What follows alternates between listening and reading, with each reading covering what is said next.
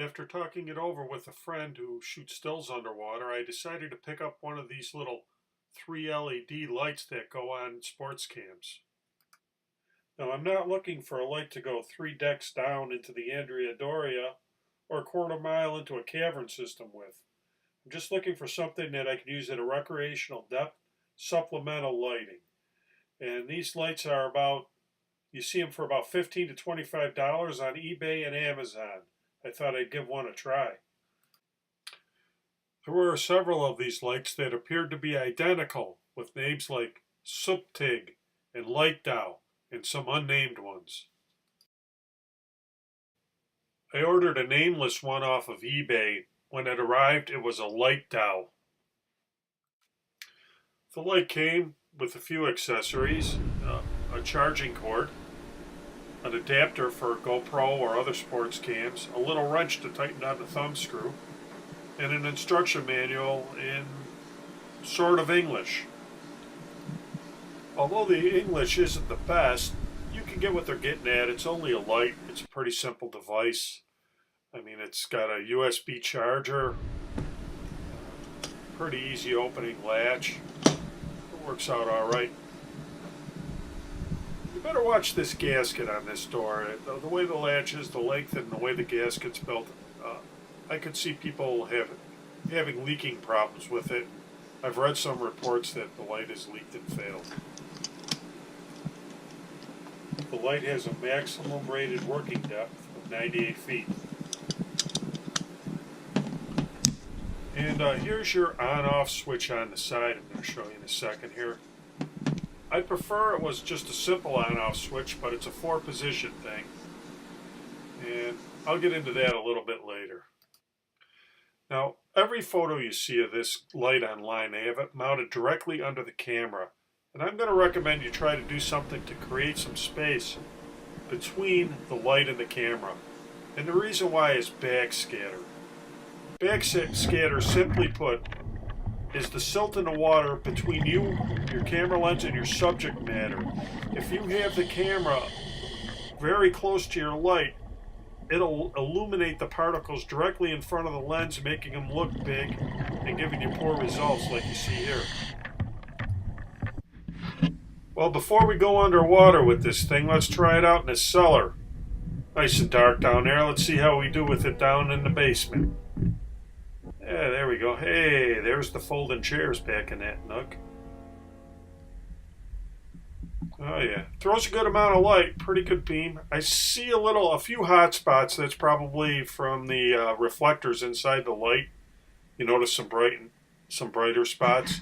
You'd rather not have that, but I think underwater it's not going to be real noticeable. The thing's got 4 modes. Full bright on, and then one LED, and then a flashing LED. And the other 2 are useless. You don't want to have to fumble through 4 settings, 4 buttons every time you turn the light on and off underwater, especially if you have 2 of them. Things happen fast and you want to be ready. You don't want to be flicking through light modes. Here we are on the other side with a little light. Now we're underwater. I did take this down to about 91 feet. It did not flood it. It held. The buttons worked. There were some reports online that it might not. And of course, lighting underwater is a mixed bag. You just saw I overexposed that rock bass. The lighting did. Any shiny fish, you're going to get a little bit extra light. This is on the rig I showed you, and I'm filming with my GoPro 5 here. We're on a wreck in the St. Lawrence Seaway. There's about 30 feet of visibility. When I first started diving this wreck, there was a lot more decking intact. This year, a lot of the decking is down or gone, and just time and age, I guess. And it's not as dark in the hold as I'd like it to be. But we're going to take a look down there in the front portions. The back portion's in really deteriorated shape. I didn't want to go back there. But we'll duck into a cargo hold on this ancient schooner and take a look and see how the light fares in a fairly dark environment with some light beam shooting in.